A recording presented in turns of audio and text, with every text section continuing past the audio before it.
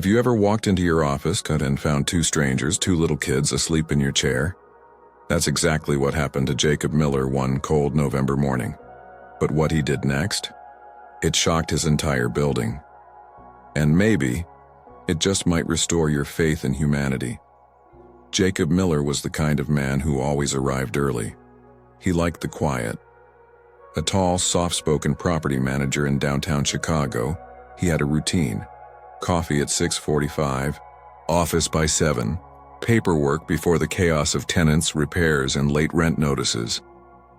But that day, everything changed.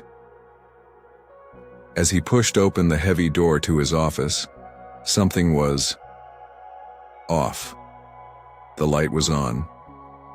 And there, curled up in his leather chair, were two children, a boy and a girl, maybe 6 and 9 years old.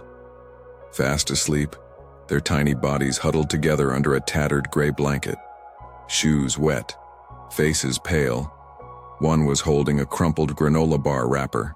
Jacob froze.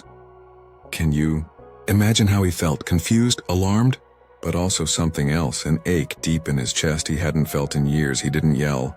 He didn't call security. He just stood there, his breath caught, as the girl stirred and blinked up at him. "Please don't be mad," she whispered, eyes wide and tired. "We didn't break nothing."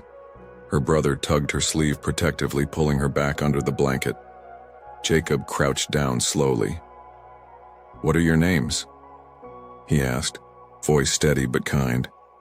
"I'm Sarah," the girl said. "That's my brother Daniel. Our mom told us to wait here. She said she'd come back. But it's been 2 days. The words hit like a punch.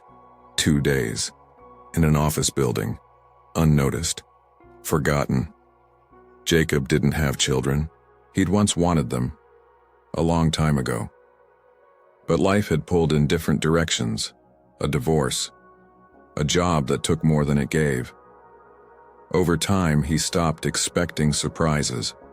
Stopped hoping. But now, these kids, in his chair, shivering, hungry, afraid. He stood up, heart pounding, and made a decision.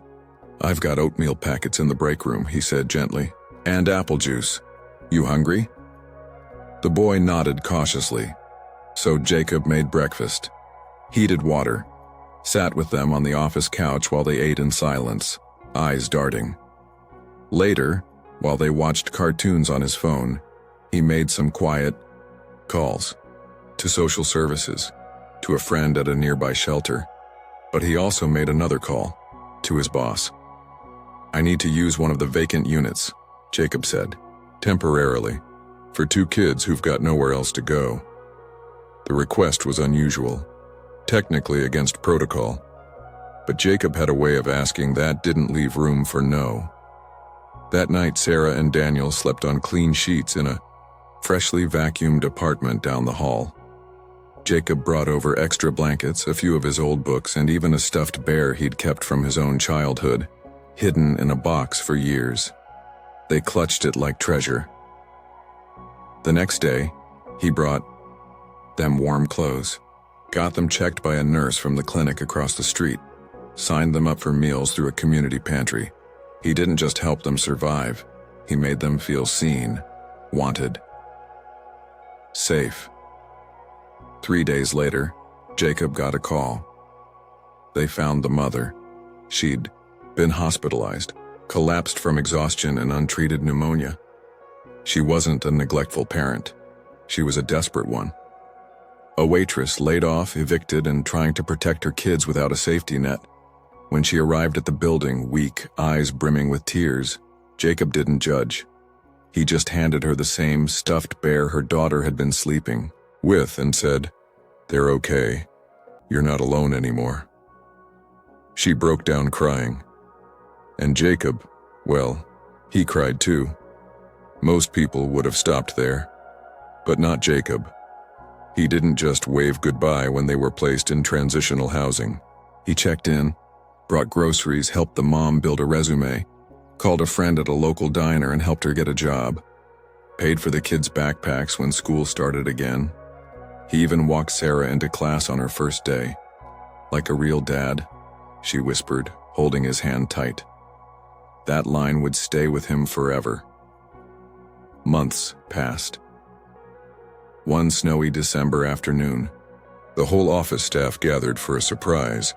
Sarah and Daniel had drawn a giant card for Jacob, crayoned hearts, a smiling stick figure with glasses, words written in shaky but bold handwriting. "Thank you for finding us.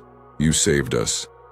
Jacob hung it above his desk, not for praise, but to remind himself and everyone who walked in that small moments of kindness can become someone's turning point.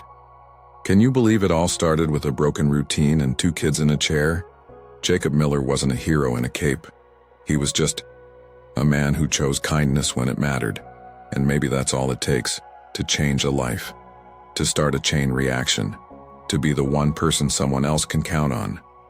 So the next time you feel the urge to look away, don't stop. See, act, because you never know. You could be the Jacob in someone else's story. If this story moved you even a little, hit that like button to help us share it with more people. Leave a comment below. Have you ever witnessed an act of kindness that changed everything? We want to hear your story, and don't forget to subscribe. We've got another true story coming next week, about a janitor, a piano, and a secret that stunned a school assembly. Kindness is real. Let's keep it going.